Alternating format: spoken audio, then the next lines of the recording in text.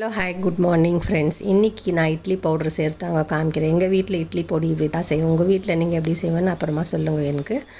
So இது தான் பாருங்கள், எல்லாம் வறுத்து வச்சுருக்கிறேன். எல்லாம் ஒரு கப்பு எடுத்து வறுத்து வச்சுருக்கிறேன். உளுத்தம்பருப்பு ஒரு கப்பு, கடலைப்பருப்பு ஒரு கப்பு, அதுக்கப்புறம் அரிசி ஒரு 1/4 கப்பு, எள்ளு ஒரு 1/2 கப்பு, அப்புறம் சில்லி பவுடரு வீட்டில் அரைச்ச சில்லி பவுடர் தாங்க நான் எடுத்துருக்கிறேன்.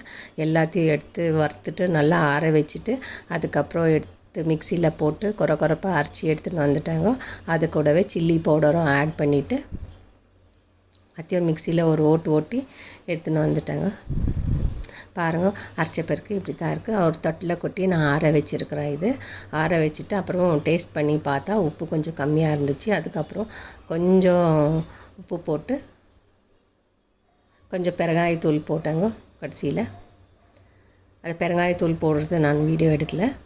ஸோ இப்படி தாங்க இருக்குது. லாஸ்ட்டில் எங்கள் வீட்டில் இப்படி தாங்க நான் செய்வேன். உங்கள் வீட்டில் நீங்கள் எப்படி செய்கிறீங்கன்னு கமெண்ட்டில் சொல்லுங்கள். ஸோ இந்த இட்லி பவுடர் நாங்கள் எல்லாத்துக்குமே யூஸ் பண்ணுவோம். இட்லிக்கு, உப்புமாவுக்கு, அப்புறம் அவலைக்கு பண்ணால் கூட அவலைக்கு, உப்புமாவுக்கு எல்லாத்துக்கும் யூஸ் பண்ணுவோம். பிடிச்சிருந்தால் லைக் பண்ணுங்கள், ஷேர் பண்ணுங்கள், சப்ஸ்கிரைப் பண்ணுங்கள். தேங்க்யூ.